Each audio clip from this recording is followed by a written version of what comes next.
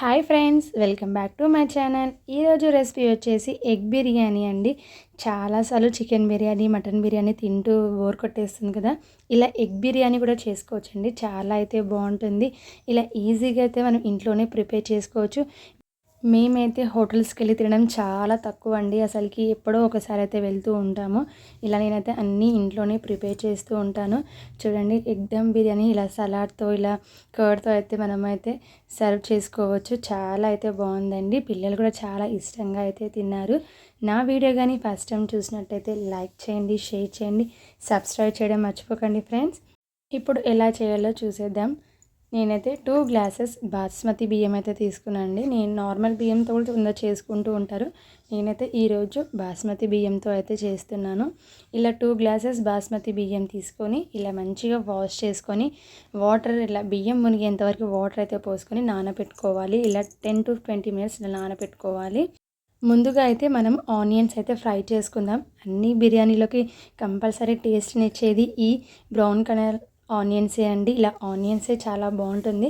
First అయితే onions అయితే fry చేసుకుందాం. ఇక్కడ ఈ స్టవ్ పైన అయితే నేను ఎగ్స్ అయితే బాయిల్ చేసుకుంటున్నాను. మీకు ఎన్ని కావాలో అన్ని ఎగ్స్ అయితే బాయిల్ చేసుకోవాలి, ఫస్ట్ ఉడకబెట్టుకోవాలి.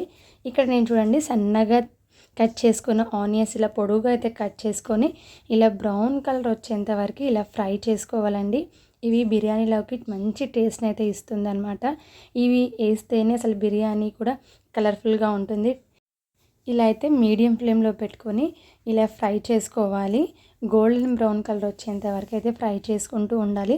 మధ్య మధ్యలో కలుపుతూ ఉండాలి, లేదంటే మాడిపోయే ఛాన్స్ అయితే ఉంటుంది. స్టవ్ పైన పెట్టేసి అటు ఇటు తిరుగుతుంటే అవైతే మాడిపోతాయండి. ఇప్పుడు నేను వచ్చేసి గ్రేవీ కోసం అయితే నేను ఇలా ప్రిపేర్ చేస్తున్నాను. ఆనియన్స్, పచ్చిమిర్చి, టమాటా అయితే చూడండి ఇలా అయితే మిక్సీ పట్టాను. ఇలా గ్రేవీ అయితే ప్రిపేర్ చేసుకున్నాను. ఇది పక్కనైతే పెట్టుకోవాలి, అది ఫ్రై అయితే లోపల. చూడండి ఇలా బ్రౌన్ కలర్ వచ్చేంత వరకు అయితే చేసుకొని ఒక ప్లేట్లోకి అయితే తీసుకోవాలి. ఇప్పుడు ఇది మిగిలిపోయిన ఆయిల్లోనే మనమైతే ఎగ్స్ అయితే ఫ్రై చేసుకుందాము. ఇందులో కొంచెం కారం అయితే వేసుకోవాలి. కారము, కొంచెం ఉప్పు, పసుపు వేసుకొని ఇలా మీడియం ఫ్లేమ్లో అయితే కలుపుకోవాలి. ఇవి మాడిపోయే ఛాన్స్ ఉంటుంది కాబట్టి మీడియం ఫ్లేమ్లో పెట్టుకోండి. ఉప్పు కారం వేసాం కాబట్టి. ఇలా ఎగ్స్కి ఇలా కాట్లు అయితే పెట్టుకోవాలి. ఇలా కాట్లు పెట్టుకుంటే ఈ కారం, ఉప్పు అనేది వీటికి మంచిగా అయితే పడుతుందన్నమాట. ఇలా ఎన్నైతే ఎగ్స్ ఉడకపెట్టుకుంటామో అన్ని ఎగ్స్ ఇలా అయితే ఫ్రై చేసుకోవాలి. చూడండి మెల్లిమెల్లిగా అటు ఇటు తిప్పుకుంటూ అయితే ఫ్రై చేసుకుంటూ ఉండాలి. చూసారా, ఇలా అయితే అవ్వాలండి. ఫ్రై చేసుకుంటే ఇలా ఉండాలన్నమాట. చూసారు కదా ఎలా అనిపిస్తున్నాయి ఇందాకటివి, ఇప్పుడు చూసారు కదా. ఇలా అయ్యాక వేరొక ప్లేట్లోకి అయితే తీసుకోవాలి. ఇలా అయితే ఫ్రై చేసుకోవాలి. అదే ప్యాన్లో 2 టేబుల్ స్పూన్ ఆయిల్ అయితే వేసుకొని ఇప్పుడైతే గ్రేవీ అయితే ప్రిపేర్ చేసుకుందాం మనము. ఈ ప్యాన్లో ఆయిల్ వేడయ్యాక ఇందులో బిర్యానీ ఆకు, సాజీర అయితే వేస్తున్నాను నేను. మిగతా అన్ని మసాలాలు రైస్లో అయితే వేస్తాను. ఇందాక ఫ్రై చేసుకున్న ఆనియన్స్ కూడా వేసుకోవచ్చు. మీరు కావాలి అంటే ఫ్రై చేసుకున్న ఆనియన్స్ కాకపోయినా పచ్చిగా కట్ చేసుకునే ఉంటాయి కదా, అవి కూడా వేసుకోవచ్చు అనమాట. నేనైతే ముందుగానే ఫ్రై చేసుకున్నాను కాబట్టి టైం అనేది మనకు తగ్గుతుంది. లేదు అంటే ఇప్పుడు మనం కట్ చేసి వేసుకుంటే అది ఉడికేంత వరకు వెయిట్ చేస్తూ ఉండాలి. అందుకనేసి నేను ఫ్రై చేసుకున్న ఆనియన్సే వేసేసి ఇందాక మనము టమాటో, ఆనియన్స్, పచ్చిమిర్చి పేస్ట్ చేసాం కదా, అది ఇందులో అయితే వేసి ఇలా అయితే మగ్గించుకుంటున్నానండి కొద్దిసేపు. చూడండి ఆయిల్ పైకి తేలేంత వరకు మగ్గించుకొని ఇందులో 1 టేబుల్ స్పూన్ కారం అయితే వేసాను. కొంచెం అయితే పసుపు, టేస్ట్కి సరిపడేంత ఉప్పు వేసుకోవాలి. ఇందులో నేను బిర్యానీ మసాలా ఇందులోనే వేస్తున్నాను. బిర్యానీ మసాలా, ధనియాల పొడి,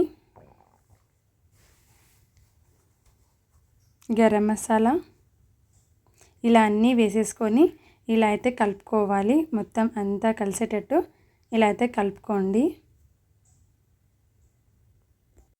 ఇందులో 1 కప్పు పెరుగు అయితే వేసుకోవాలి. ఇలా వేసుకొని మొత్తం అయితే కలుపుకోవాలండి. మనకు గ్రేవీ ఎంత కావాలో దాన్ని బట్టి చూసుకొని పెరుగు అయితే వేసుకోవాలి. ఇలా మొత్తం కలిపేసి మూత అయితే పెట్టి ఒక 2-3 మినిట్స్ అయితే ఉడికించుకుందాము. చూడండి ఇలా ఉడికిన తర్వాత ఆయిల్ పైకి తేలుతుంది కదా.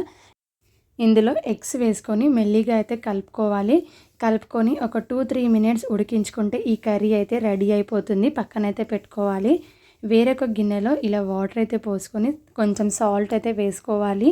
రుచికి తగినంత సాల్ట్ వేసుకొని ఇందులో బిర్యానీ మసాలా అంతా వేసుకోవాలండి. ఇలాచీ, లవంగ, సాజీరా, బిర్యానీ ఆకు, పట్ట, అనాస పువ్వు ఇలా అన్నీ అయితే వేసుకోవాలి. ఇందులో వేసుకొని ఇలా కొంచెం కొత్తిమీర, పుదీనా, ఒక స్పూన్ అల్లం వెల్లుల్లి పేస్ట్ అయితే వేసుకోవాలి. ఇలా వేసుకొని మూత పెట్టుకొని బాయిల్ అయితే చేసుకోవాలండి ఈ వాటర్ని. చూడండి ఇలా బాయిల్ అయినప్పుడు మనమైతే ఇందులో బియ్యం అయితే వేసుకోవాలి. ఇందాక కడిగి పెట్టుకున్న బాస్మతి బియ్యాన్ని ఇందులోకి అయితే వేసుకోవాలి.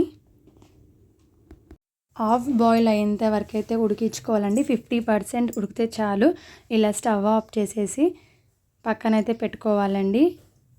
వేరొక గిన్నె అయితే తీసుకున్నాను. పెద్దది గిన్నె తీసుకొని అందులో కింద కొంచెం ఆయిల్ అయితే వేసేసి ఇందాక ప్రిపేర్ చేసుకున్న కర్రీని ఒక లేయర్గా అయితే వేసాను. ఇందులో నుంచి రైస్ అయితే తీసి వడగట్టుకుంటూ ఇలా ఈ చిల్లుల గరిట తీసుకొని ఇందులో నుంచి ఒక లేయర్ అయితే రైస్ కూడా వేసుకోవాలి. చూపిస్తున్న విధంగా వీడియోలో ఇలా ఒక లేయర్ రైస్, ఒక లేయర్ కర్రీ అయితే వేసుకుంటూ అయితే ఇలా స్ప్రెడ్ చేసుకుంటూ ఉండాలి. ఈవెన్గా అయితే చేస్తూ ఉండాలండి.